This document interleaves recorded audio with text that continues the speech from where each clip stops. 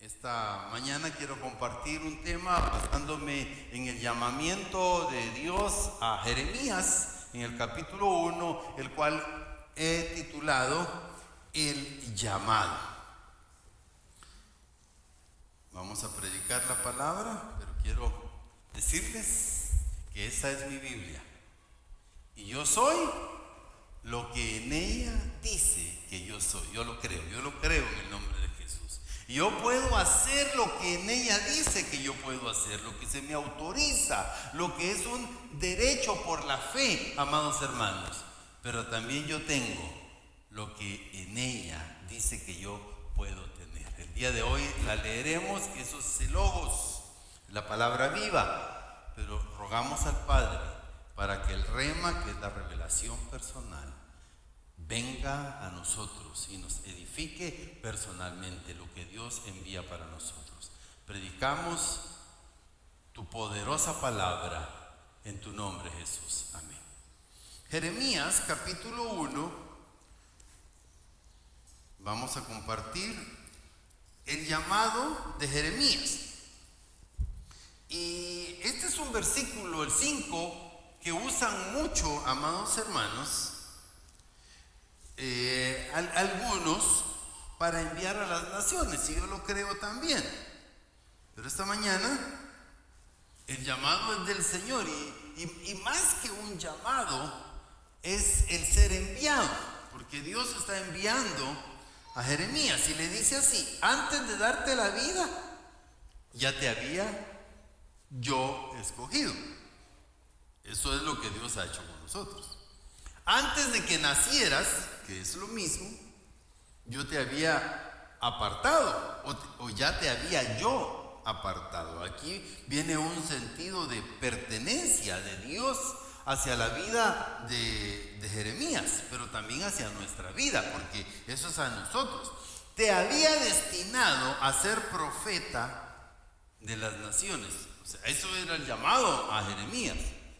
Ustedes siempre me oyen hablar que para que se cumpla el propósito perfecto de Dios en nosotros, porque todos tenemos un llamado. Dios nos llamó a nosotros con un propósito. Y todos nosotros, así como el propósito de Jeremías era ser enviado, nosotros también hemos sido enviados, porque la gran comisión, Mateo 28:19, id y haced discípulos, enseñándoles y bautizándoles, ¿verdad? Y nos envía todas las cosas. Jeremías es traducido del hebreo al español, es Yahvé exalta, es Yirmeyahú, así se dice Jeremías en hebreo, Yirmeyahú. Yahvé exalta, amados hermanos, eso es lo que significa. Vamos a ver 4 puntos importantes del texto original del hebreo. Y la primera palabra hebrea es yada, conocido. Este conocer, yada, es saber, es tener conocimiento absoluto. Eso es lo que Dios tiene de nosotros desde antes de la fundación del mundo. Eso es lo que dice el apóstol Pablo también en Efesios capítulo 1. Eso es lo que dice el salmista en el Salmo 139, cuando vio nuestros huesos, cuando vio nuestro embrión que fue formado. Ahora nosotros entendemos por la ciencia, ¿verdad? Y toda la tecnología, que ahora ya aparecen los bebés y se miran ahí en la pantalla, y es una emoción para los padres. Ya se puede saber si es varón o es hembra, como dice la palabra, lo que Dios creó. Eso fue lo que Dios creó, varón y varona. Eso fue lo que Dios creó, no existe nada más. Todo lo demás es una tergiversación satánica y diabólica. Entonces te conocí, o sea, hay un conocimiento absoluto. Él ya sabía quiénes éramos nosotros. Eso es lo que le está diciendo a Jeremías. Pero el apóstol Pablo nos extiende ese manto de gracia y de misericordia y llega hasta nosotros. Dice Efesios 1, 4 y 5, Dios nos escogió escogió en Cristo desde antes de la creación del mundo. Yo te conocí, Yadá, para que fuéramos santos y sin defecto. O sea, que fuimos escogidos para ser apartados, santos en su presencia, por su amor. Nos había destinado a ser adoptados hijos suyos por medio de Jesucristo, hacia el cual nos ordenó según la determinación bondadosa de su bondad. Allí el apóstol Pablo dice: ustedes están incluidos, la iglesia también, aquel que cree también está incluido. Entonces, el conocimiento absoluto que Dios tenía de Jeremías también lo tiene de nosotros. Y la siguiente palabra es kadosh o kadash, que es santificado. Por eso dice el apóstol Pablo que fuimos predestinados, que fuimos adoptados, que fuimos separados para ser santos. Y a veces la palabra santo nos queda muy grande, nos asustamos cuando escuchamos esa palabra, pero recuérdense que sin santidad nadie verá al Señor, y es la sangre de Cristo la que nos limpia de todo pecado. No es porque, amados hermanos, nosotros seamos buenos, nuestra naturaleza es pecaminosa. El hombre, amados hermanos, por naturaleza es pecaminoso, porque esa fue la herencia que Adán no solo nos dejó la muerte, no solo nos dejó las enfermedades, no solo dejó, amados hermanos, esa herencia de dolor en los partos, no solo dejó esa herencia de que la tierra diera cardos y espinos, sino también, amados hermanos, esa naturaleza y el ser humano es proclive hacia el pecado, es su naturaleza. Pero cuando el Señor dice que nos llamó, nos santificó, es kadosh, es consagrado, pero es en la sangre de Cristo. Es en la sangre de Cristo. Por eso es que hablamos de la metanoia, que es una transformación de nuestra mente, que es un cambio poco a poco, es una regeneración que va habiendo en nosotros, pero también debe de estar en nosotros ese deseo de apartarnos de las cosas que nosotros sabemos que no son buenas. Entonces le dijo: yo, Yadá, yo te conocí, yo tenía un conocimiento absoluto de ti para santificarte, para apartarte, para consagrarte, y es a nosotros también, porque dice: sin santidad nadie verá al Señor. Entonces el que no es santo no va a poder ver al Señor. Y luego le dice: porque yo te di, esa es la palabra Natán. Entonces Natanael es el Señor da, porque Natán Elohim es la terminación, entonces es dador. Entonces dice: yo te daré, para poner, para entregar personalmente. Esa es la otra palabra, o sea, personalmente. Nosotros cuando hablamos estamos entregando personalmente la palabra de Dios que se nos encomendó. Por eso les vuelvo a repetir, de aquel hombre que enviaba a predicar: vayan y prediquen, si es necesario hablen. Entonces el evangelio, el testimonio, el hablar de Dios es testimonio. No necesitamos pararnos en una esquina. Claro, si usted siente el deseo y el Espíritu lo impulsa, pues dice que si nosotros no predicamos, las piedras van a predicar. Pero con su testimonio, siendo kadosh, siendo santo, usted marca esa diferencia y abre una puerta para que el Espíritu Santo toque a otros a través de su testimonio. Entonces, personalmente el Señor lo envió. ¿A dónde? A las naciones. Goy, esa palabra la hemos estudiado en otras veces del hebreo. Es a las naciones, es a las gentes, a las personas, a las multitudes, a las naciones. Pero a veces nos emocionamos y queremos, amados hermanos, que nos envíe a miles, a millares. Y la Biblia a unos envió a miles, a otros envió a cientos, a otros envió, amados hermanos, a decenas, y a otros a unidades. Pero el mensaje es el mismo, el llamado de Dios es el mismo. No importa cuánto se haya enviado el Señor, lo importante es que tú vayas y que hagas lo que Dios te está enviando, a donde Dios te está enviando, que hagas lo que Dios quiere que tú hagas, ¿verdad? Entonces Dios dejó ese diseño perfecto cuando nos pensó antes. Porque como dice Eclesiastés capítulo 1, lo que es, ya era. Esa es la mente de Dios. Entonces, Dios dejó ese diseño perfecto para nosotros, pero para su obra, el plan salvífico de Dios fue llamarte por nombre. Porque mi hijo amado, mi hija amada, eres tú, y yo te he escogido, es lo que dice el Señor, ¿verdad? Pero Dios necesita los edificadores, los constructores, los ingenieros, los arquitectos, los maestros de obra, los versados en la construcción, que sean adecuados para que la obra del Señor se manifieste. Dios está buscando edificadores de confianza para construir lo que Él quiere edificar, amados hermanos. Hay algo muy especial y muy peculiar. Dios nunca hizo a otro como tú. Así que te puedes parar con toda confianza. Y aunque te parezcas a tus hermanos, y aunque seas gemelo, o mellizo, o cuache, no eres igual, eres distinto, eres distinta. ¿Por qué? Porque nunca lo hará, nunca hará otro igual a ti, porque te hizo a ti pensando en ti y te llamó por eso. Amén.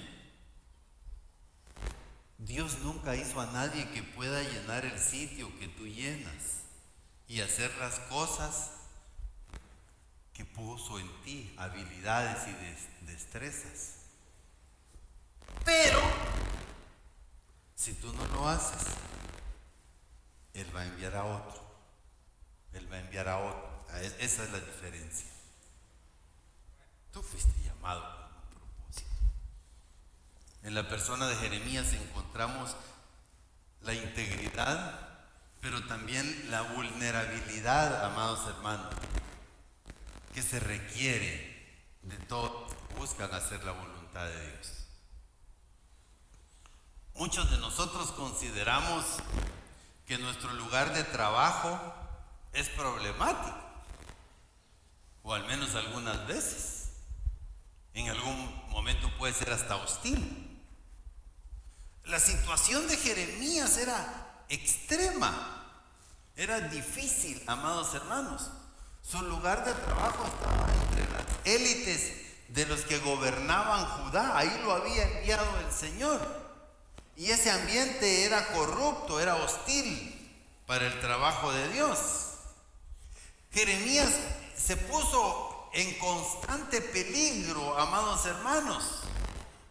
Pero lo bueno es que pudo ver la presencia de Dios. Cuando Dios te envía a hacer algo, estás haciendo la obra de Dios. Estás haciendo lo que Dios te envió. Estás haciendo lo que Dios quiere que tú hagas. Entonces también vas a ver a Dios obrar en las situaciones más difíciles. Vas a ver que Dios responde aún en un último momento, si tú quieres llamarlo de esa manera, pero Dios responde.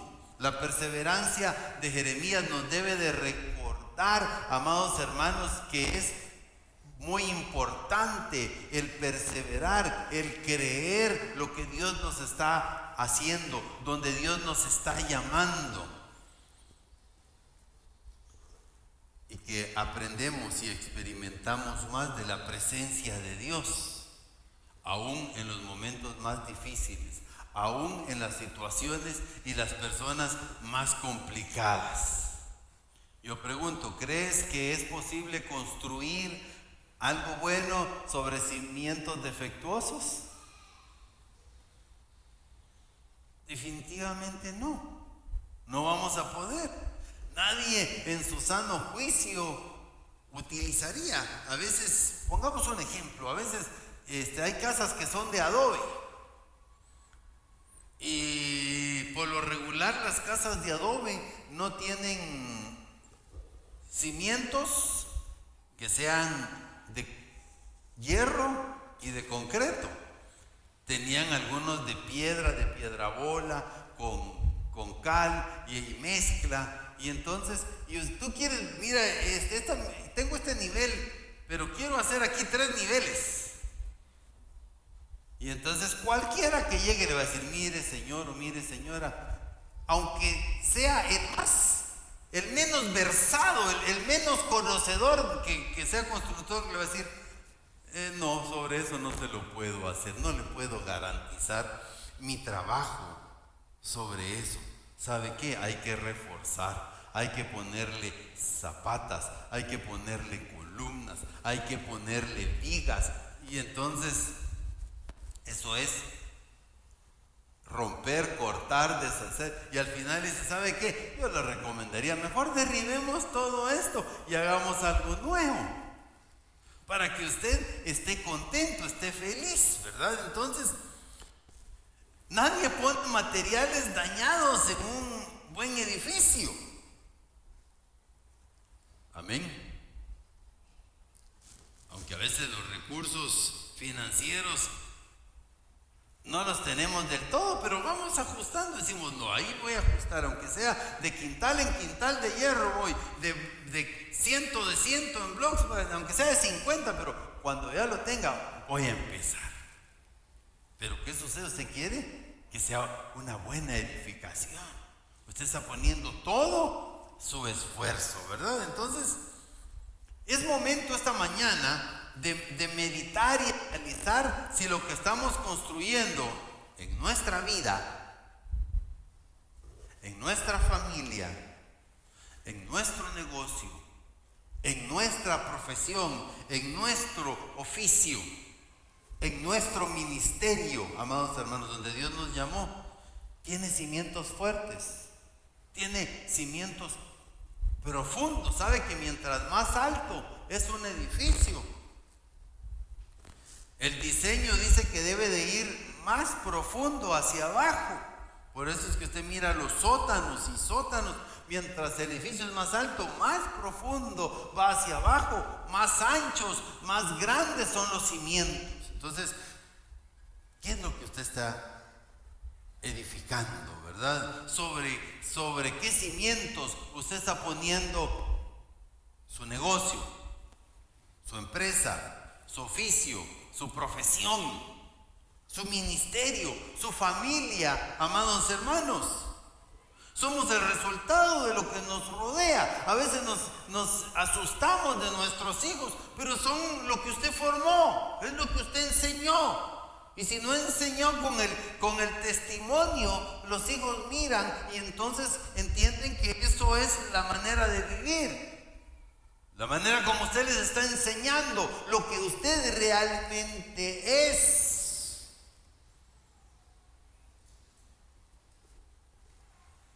Qué importante, y les he contado, una vez fui a ver a alguien porque tenía necesidad, pero por alguna razón no estaba lista la persona, y entonces el niño salió, dice mi mamá que no está. Y entonces le dije, ay, me saludas a tu mamá y decirle que dije yo que no te enseña a ser mentiroso. Cosas, ahí viene cuando compramos algo a plazos, ahí viene el cobrador, el motorista, anda a decirle que no está. Y el niño sale y dice, mi mamá dice, papá, que no está. Que le está. Entonces el niño dice, bueno, entonces no se espante después de lo que usted va a cosechar, porque está cosechando lo que usted con su testimonio inconscientemente, y además lo está ministrando la está ministrando con lo que usted es. Hay que tener mucho cuidado, amados hermanos. Jehová eligió a Jeremías para que fuera un profeta en la tierra de Judá.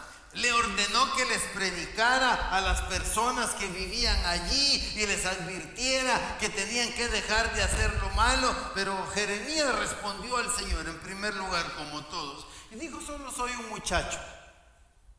Según algunos estudiosos de la Biblia, calculan que Jeremías tenía unos 20 años cuando Dios lo llamó. Y dijo, y no sé hablar delante de la gente. No puedo hablar. Otro que dijo, no puedo hablar, también fue Moisés. Y el Señor le dijo, ok, ahí está Aarón, no hay problema. Pero lo que hay que hacer es que tú tienes que hacerlo. Jehová le dijo a Jeremías, reúne a los ancianos del pueblo, y les dijo que rompiera un jarrón de barro enfrente de ellos y les dijera, esto mismo le va a pasar a Jerusalén. Eso está ahí en el versículo 2. Cuando Jeremías hizo eso, los ancianos se enojaron mucho, se molestaron, se enojaron. Y entonces la agarraron contra Jeremías. Dice el versículo 4, porque los israelitas me abandonaron y convirtieron este lugar en tierra extraña. Eso es lo que le está diciendo el Señor. En él ofrecieron incienso a otros dioses que no conocían, ni ellos ni sus antepasados, ni los reyes de Judá, y lo llenaron de sangre, de gente inocente. Mire qué pesada, qué fuerte es la palabra que Dios le envió. Y miren, hermanos, cuando el Señor nos reprende y estamos haciendo las cosas mal, se siente mal. Cuando mire lo que usted está haciendo no está bueno y uno se siente molesto. ¿Y por qué? Déjeme en mi vida, yo quiero hacer como yo quiera. Así aprendí yo y así lo voy a seguir haciendo, ¿verdad? Pero el Señor estaba en contra de las prácticas y la vida que estaba teniendo el pueblo de Israel y los está reprendiendo. Ahora pregunto esta mañana, ¿qué clase de adoración estamos elevando? ¿Cuáles son nuestros dioses? Podemos venir y cantarle al Señor, pero ¿a quién estamos adorando? ¿A quién le estamos dedicando tiempo? ¿Qué clase, amados hermanos, de adoración estamos levantando? No solo al Señor, sino hacia otros también. ¿Qué clase de altares estamos levantando? ¿En qué tierra lo estamos haciendo? ¿Cuáles son los altares que tenemos donde nosotros llegamos y perdemos nuestro tiempo? Amados hermanos, ¿agradará nuestra adoración y nuestro holocausto el que levantamos a Jehová? Esas manos santas que tenemos que levantar, cuando dice levantad manos santas, deben de ser santas, lavadas con la sangre de Cristo. Ahora sí, pues ya no las voy a levantar. No, si usted es santo porque el Señor lo santifica. Pero usted debe dejarse santificar también. Usted debe de tener también ese deseo. Entonces, ese era el problema del pueblo de Israel. Y su liderazgo estaba corrompido. ¿Y sabe qué sucede? Que Jeremías creció en un pueblo pequeño llamado Anatot, a unos 5 kilómetros de Jerusalén. Pero ese no era el problema. Aunque estaba geográficamente cerca, esas dos comunidades eran totalmente diferentes en un aspecto cultural. Jeremías nació en la línea sacerdotal de Abiatar. No tuvo un gran prestigio entre los sacerdotes de Jerusalén, pero Dios lo llamó. ¿Y sabe qué pasó? Porque unos siglos antes Salomón le había quitado la autoridad al sacerdote Abiatar. Ahí lo puede encontrar usted en el primer libro de los Reyes, en el capítulo 2, versículos 26, pero tiene que leer todo para entender, porque antes de que Salomón ascendiera al trono, Adonías, su hermano mayor, quería también el trono cuando David muere. Y entonces Abiatar era un sacerdote y estaba de acuerdo, ya lo había convencido Adonías para que llegara, porque recuerde que al final era un puesto político. Y él estaba buscando el favor de Dios a través de Abiatar, el antepasado en línea directa sacerdotal de Jeremías. Y entonces Salomón lo sacó y lo echó, le dijo que se fuera y lo reemplazó en la línea sacerdotal, incluyó en la línea sacerdotal en Sadoc, en Jerusalén, los quitó de ahí y los mandó. Si ustedes leen, entonces el pobre Jeremías venía de una línea sacerdotal que había sido excluida porque Abiatar había sido de alguna manera influenciado por Adonías para llegar al reinado. Entonces Mire qué difícil era para él, no solo la palabra que estaba dando, no solo el enfrentar a todos y decirles ustedes están mal, y era contra el sistema, amados hermanos. No era una cuestión fácil, y él no tenía nombre, él estaba excluido, los habían sacado porque su antepasado había cometido un error al apoyar a Adonías para llegar al rey.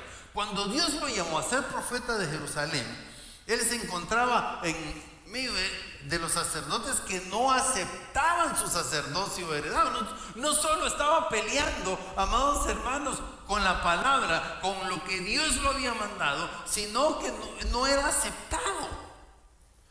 Su sacerdocio heredado estaba excluido porque el rey Salomón los había quitado de ahí.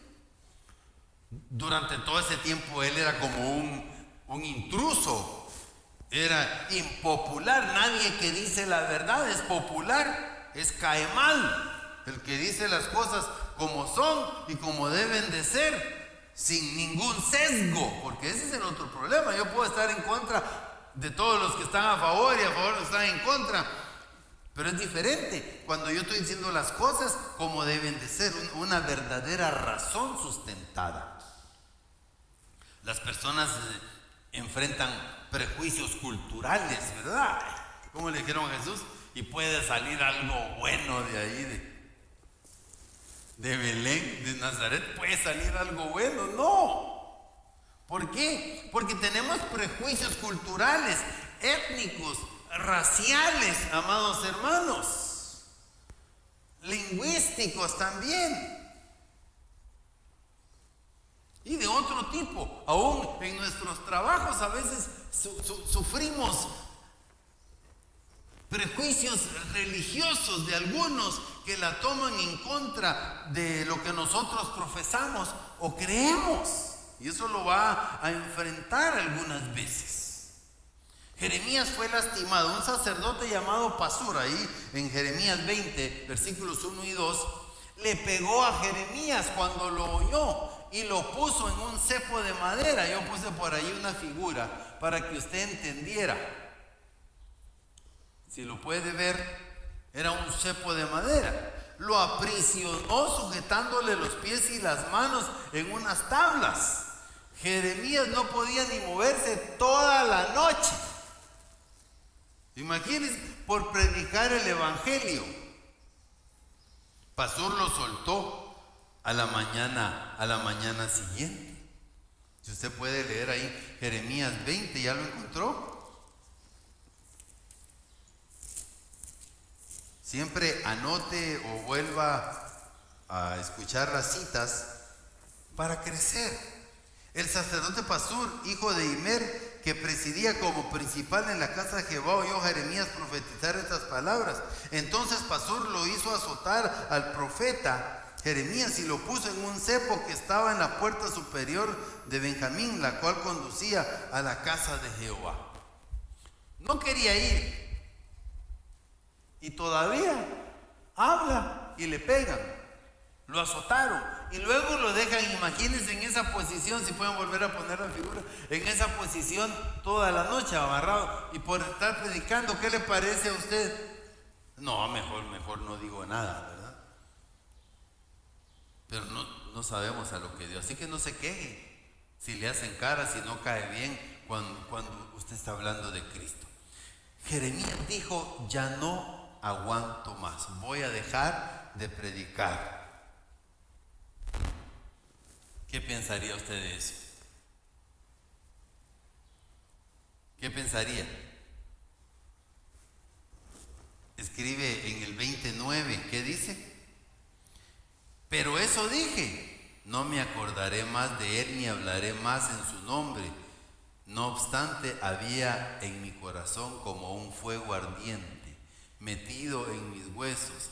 Traté de resistirlo, pero no pude. Por eso dice: tú me persuadiste, escribe también. Es que, amados hermanos, cuando el Señor nos llama, cuando el Señor nos convence, cuando el Señor pone eso en nosotros y nos envía, no podemos dejar, no podemos callar, no podemos dejar de hacer lo que Dios nos ha enviado. Así Jeremías siguió haciendo. No puedes detenerte cuando Dios te está enviando. Y si te detienes vas a perder tu bendición, aunque aparentemente podamos perder hasta la vida. Ahí sí ya es complicado para muchos. Dios te está llamando. Jeremías continuó predicando y pasaron varios años. Cambió el rey y un nuevo rey empezó a gobernar. Y los sacerdotes y los falsos profetas, recuerda que siempre hay falsos, los que levantan holocausto extraño, incienso y aroma extraño, también son falsos. Odiaban el mensaje de Jeremías. ¿Por qué? Porque Dios los estaba reprendiendo, Dios estaba levantando. Siempre va a haber alguien que Dios lo levante y te diga algo. Esta mañana le dije a alguien que estábamos hablando de una persona y le pasó esto, le pasó esto y le pasó esto.